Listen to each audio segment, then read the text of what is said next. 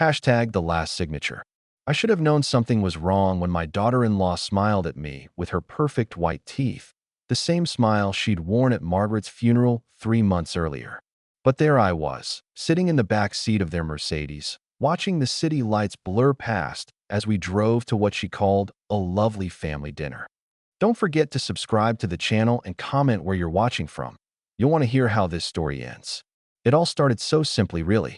3 days after Margaret's funeral, when the house still smelled like the lilies people had sent, my son Michael called.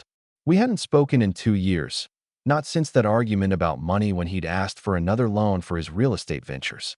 But grief has a way of making you forget old hurts, doesn't it?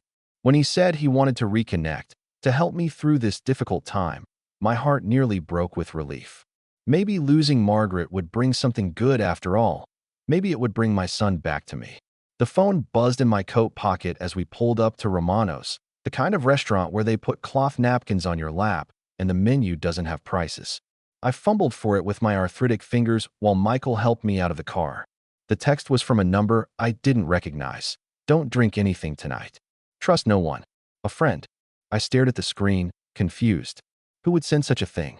I glanced up at Michael and his wife Patricia, both dressed in clothes that probably cost more than I spent on groceries in 3 months, and quickly deleted the message. Surely it was just some wrong number, some teenager's prank. Inside Romano's, the maitre d' led us to a corner table set with crystal glasses and silver cutlery. Patricia had already ordered wine. An expensive bottle, she mentioned, gesturing to the label as if I should be impressed. I wasn't much of a drinker, never had been, but Michael insisted it was a special occasion. To new beginnings, Dad, he said, raising his glass. To family. As I reached for my wine glass, Margaret's voice echoed in my memory, clear as if she were sitting beside me. We'd been in our little kitchen on Oak Street, and I was fretting about Michael's first request for money 5 years ago. That boy's got champagne tastes on a beer budget, Margaret had said, wiping her hands on the dish towel she'd embroidered with daisies. And he's never learned the value of earning something yourself. You mark my words, Frank.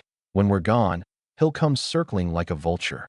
I'd scolded Margaret for saying such things about our son, but looking at the wine glass in my hand now, her words seemed prophetic. Dad, are you feeling all right? Patricia asked, her voice dripping with concern that felt rehearsed. You look a little pale. Maybe you should try the wine.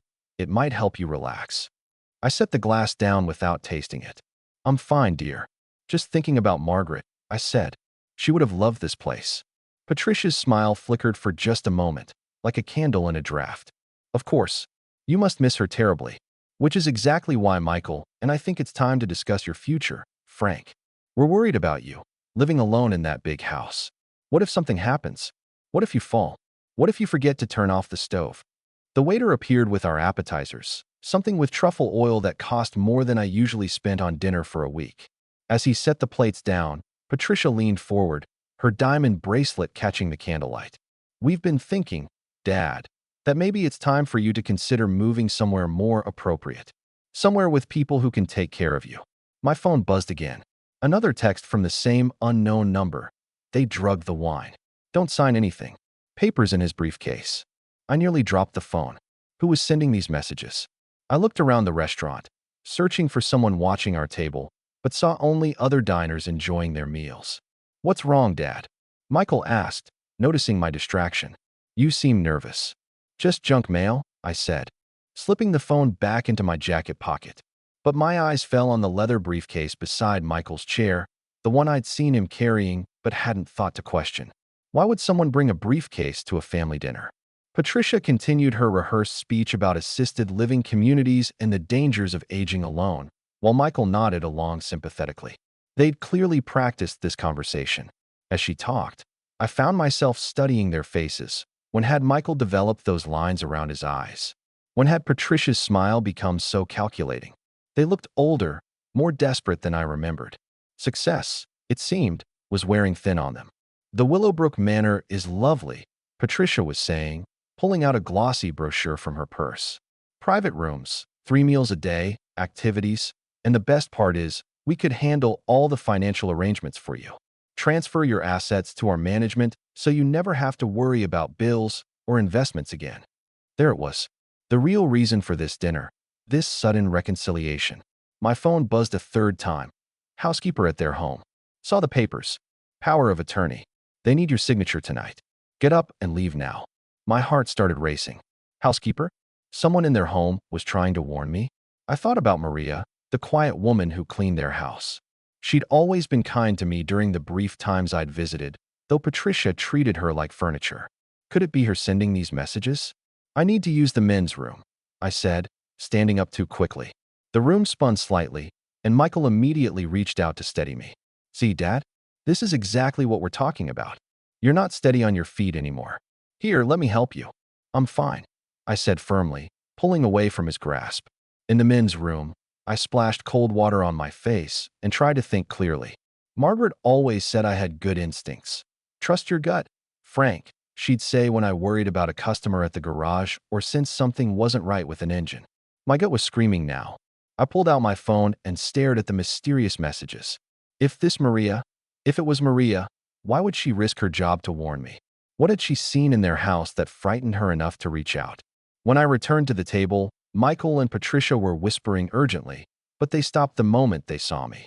Michael's briefcase was now open on the seat beside him, and I could see the corner of official-looking documents inside. Dad, we've been thinking, Michael said, his voice taking on that overly gentle tone people use with children and the elderly.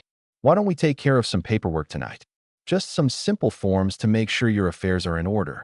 You know, in case of emergency. Patricia reached across the table and patted my weathered hand. Her skin was cold, and I noticed she'd barely touched her own wine. It's really just a precaution, Frank. A power of attorney form. So if anything happens to you, Michael can make sure your bills get paid and your affairs are handled properly. Lots of people your age do this. Power of attorney? I repeated, the words feeling strange in my mouth. Margaret and I had talked about such things when we'd made our wills, but our lawyer had emphasized how serious such documents were. That seems like something I should discuss with my lawyer first. Oh, Dad. Michael laughed, but there was an edge to it. Lawyers just complicate things and charge ridiculous fees. This is family taking care of family. Besides, Mr. Henderson is here tonight. He's a notary. We can get everything signed and witnessed right here. That's when I noticed him, a thin man in a cheap suit sitting at the bar, occasionally glancing in our direction. He had a notary stamp and seal laid out on the bar beside his drink. They'd planned this entire evening down to the last detail. My phone buzzed once more. Back door by kitchen. Taxi waiting. Run. I looked at my son, really looked at him, and saw a stranger. When had he become this person? When had he learned to smile while planning to rob his own father? Patricia was pulling papers from Michael's briefcase, spreading them across the table between the dinner plates like she was dealing cards. Just sign here, Dad, she said, pointing to a line at the bottom of the page. And here, it's really very simple. The papers were dense with legal language, but I caught phrases that made my blood run cold. Complete authority over all assets. Sole discretion in all matters. Irrevocable transfer. This wasn't protection. It was theft, dressed up in legal language and family concern. I stood up again, this time with purpose. I need some air. I'm feeling dizzy. Dad, you haven't signed, Michael started, but I was already walking away from the table. Patricia called after me, her voice sharp with frustration, but I kept walking toward the back of the restaurant. The kitchen door swung open as a waiter passed through, and I glimpsed the back exit beyond.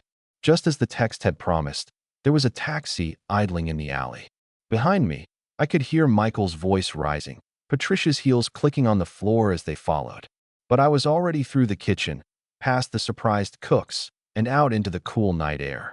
The taxi driver, a middle-aged man with kind eyes, opened the door for me without a word. As we pulled away, I saw Michael and Patricia burst through the back door, Michael shouting something I couldn't hear through the closed windows. "Where to, sir?" the taxi driver asked. I gave him my address on Oak Street, then sat back in the seat, my heart pounding. My phone rang immediately, Michael's number on the screen. I let it go to voicemail. It rang again, and again.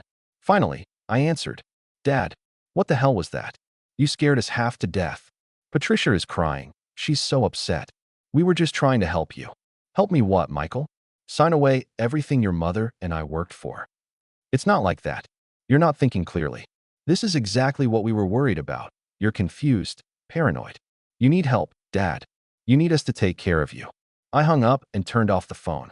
The taxi driver glanced at me in the rearview mirror. Family troubles? He asked gently. You could say that. I looked out the window at the familiar streets of my neighborhood. The corner store where Margaret used to buy her magazines. The park where we'd walked every evening for 40 years. Sometimes the people closest to you are the ones you need to be most careful of. Back home in my little house on Oak Street, I sat in my old recliner and tried to make sense of what had happened.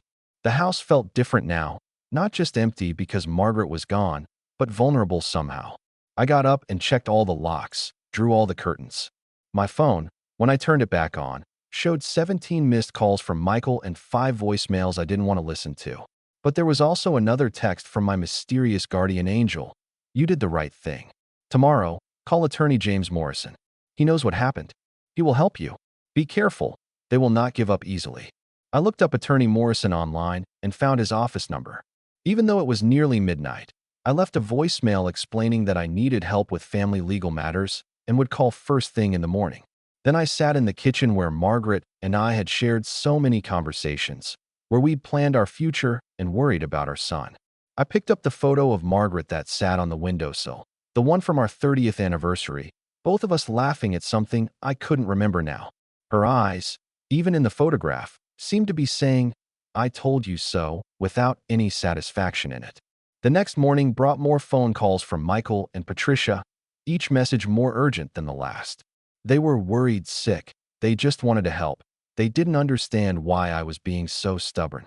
But underneath the concern, I could hear something else: desperation. Attorney Morrison saw me that afternoon.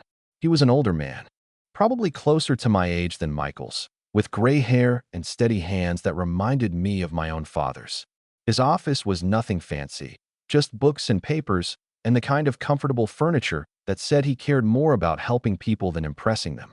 Mr. Patterson, he said after I'd told him the whole story, I'm afraid what you've described is more common than you might think. Adult children who've gotten themselves into financial trouble often see their parents' assets as a solution to their problems. The power of attorney documents they wanted you to sign would have given them complete control over everything you own. But their family, I said, though even as I said it, the words felt hollow. Family status doesn't protect anyone from fraud, he replied kindly. In fact, it often makes the crime easier to commit because victims trust their relatives and are reluctant to report them. Can you tell me more about these warning messages you received? I showed him the texts, and his face grew serious. Someone took a considerable risk to warn you. Do you have any idea who it might have been? I told him about Maria, Michael's housekeeper, and how she'd always seemed to notice everything but was treated as if she were invisible. Attorney Morrison nodded thoughtfully. If she was willing to risk her job to warn you, she must have seen or heard something significant. Would you be willing to speak with her? That afternoon, we met Maria at a coffee shop downtown, far from Michael and Patricia's neighborhood. She was a small woman, probably in her 40s, with worried eyes and hands that never stopped moving. When she spoke, her English was careful but clear. I cleaned their house for 3 years, she said, glancing nervously around the coffee shop. They talk like I'm not there, like I am furniture. Last week, I hear Mrs. Patricia on phone with someone. She say the old man has more money than we thought. The house alone is worth $400,000, plus the garage business. She laugh and say once we get power of attorney, we can sell everything and he never know what hit him. My blood ran cold. $400,000 for the house. Margaret and I had bought it for $18,000 in 1978. I knew property values had gone up, but I'd had no idea our little home was worth so much. Maria continued. Then I see Mr. Michael bring briefcase home, take out papers. He practiced talking, like actor. He say to mirror, "It's for your own good, Dad. We just want to take care of you." Over and over, he practiced this. Attorney Morrison leaned forward. Did you see the documents themselves? See, yes. I take pictures. Maria pulled out her phone and showed us photos of the papers Michael had been carrying. Even I could see what they were. Power of attorney forms that would sign over everything Margaret and I had built together. There's more, Maria said, her voice dropping to a whisper. Yesterday morning, Mrs. Patricia buys special wine, very expensive. She pours something in it from little bottle, then put bottle in trash. I take it out after she leave. She reached into her purse and pulled out a small vial with a pharmacy label. Attorney Morrison examined it carefully. This is a mild sedative, not dangerous in small amounts, but it would make someone confused, easier to manipulate. He looked at me with concern. They were planning to drug you to make the signing process easier. I thought about how they'd insisted I drink the wine, how Patricia had kept pushing the glass toward me. If I'd been even slightly impaired, would I have been able to resist their pressure? Would I have signed those papers just to make them stop talking, stop pressuring me? What happens now? I asked. Now we make sure you're protected, Attorney Morrison said.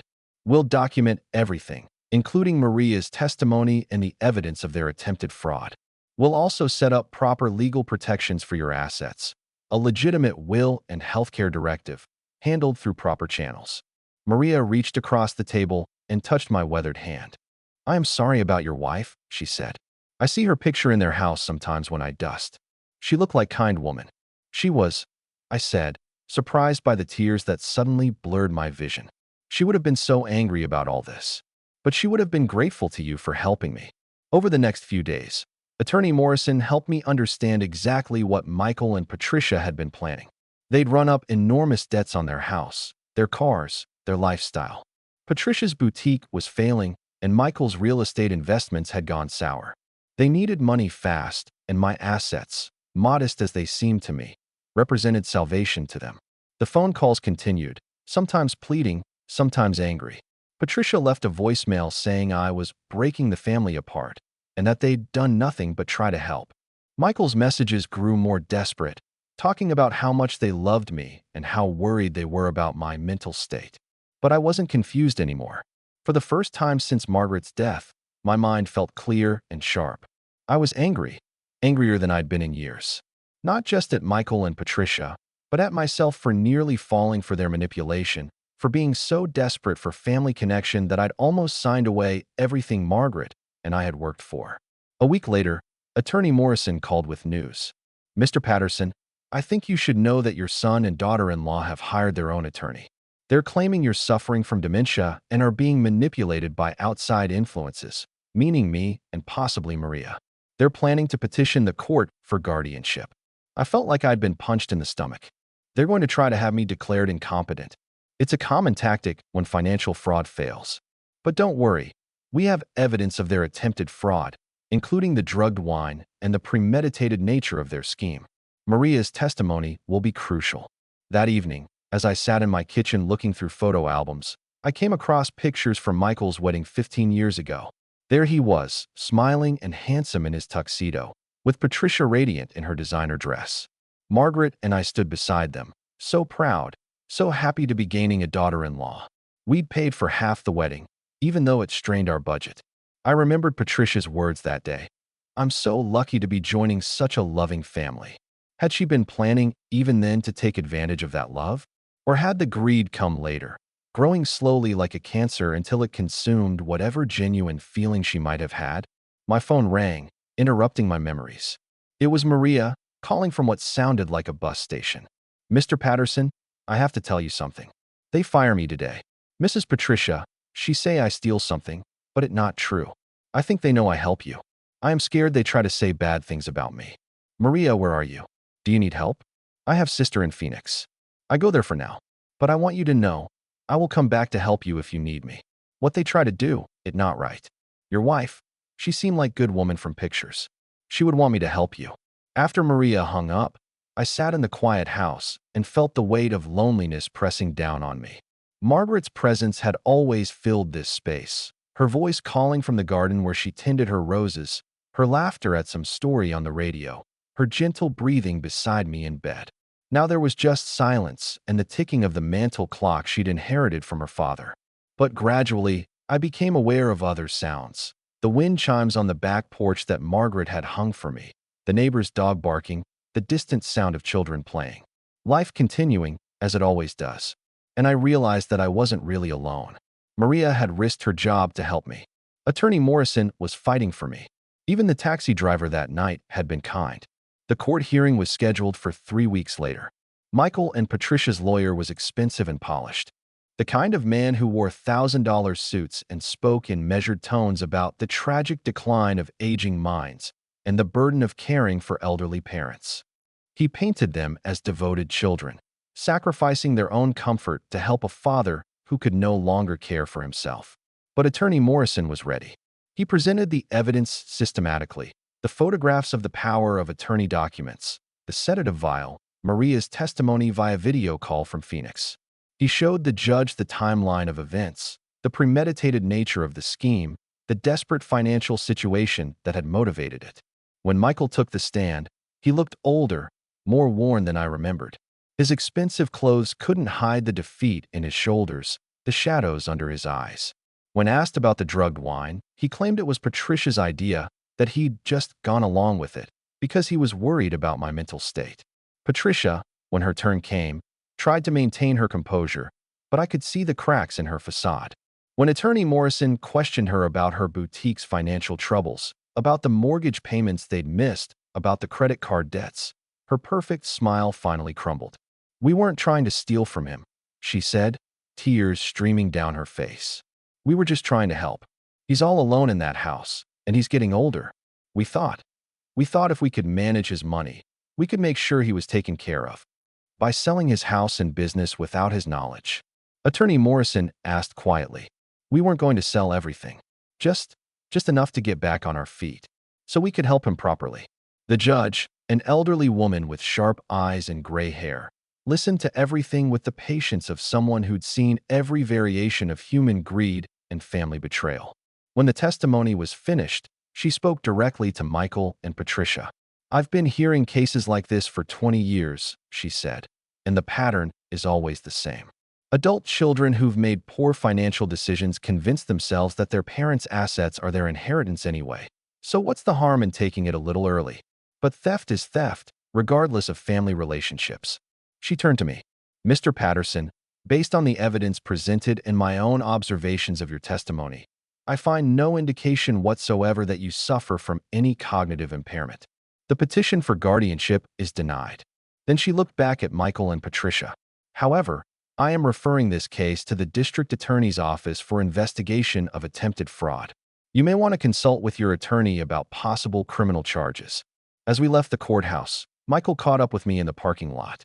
For a moment, he looked like the little boy I'd raised, the one who'd skinned his knees working on cars with me in the garage, who'd been so proud the day he graduated college. "Dad, I'm sorry," he said, and for the first time in weeks, his words didn't sound rehearsed. "I don't know how it got this far.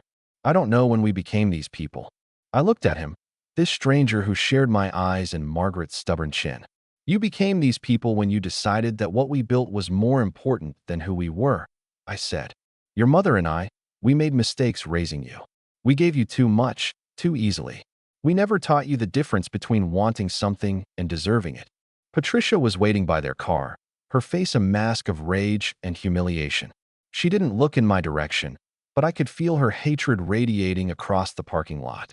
Michael glanced back at her, then at me. "What happens now?" he asked.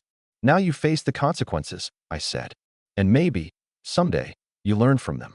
That night, I called Maria in Phoenix. She cried when I told her the outcome of the hearing, relief and vindication mixed with sadness for what the whole situation had cost all of us. "You saved me too," she told me. "Standing up to them, it make me brave.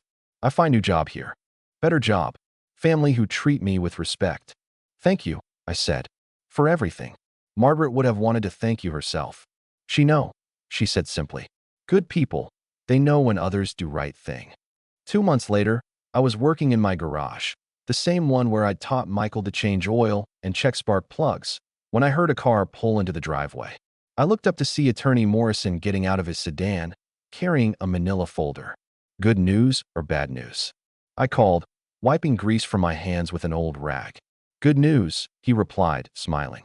"The district attorney has decided not to pursue criminal charges, but your son and daughter-in-law have agreed to pay restitution for the costs of the legal proceedings. More importantly, they've signed an agreement never to contact you again unless you initiate the contact." I felt a complex mix of relief and sadness.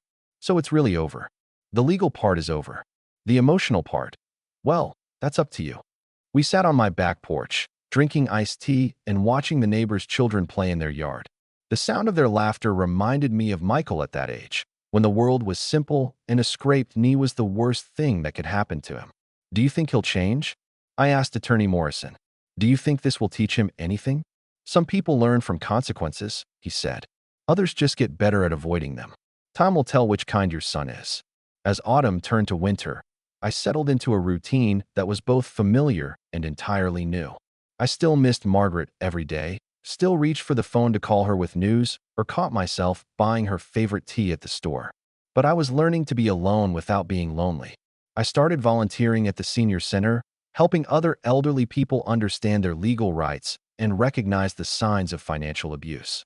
It turned out my experience with Michael and Patricia wasn't unique. Elder fraud was more common than I'd ever imagined.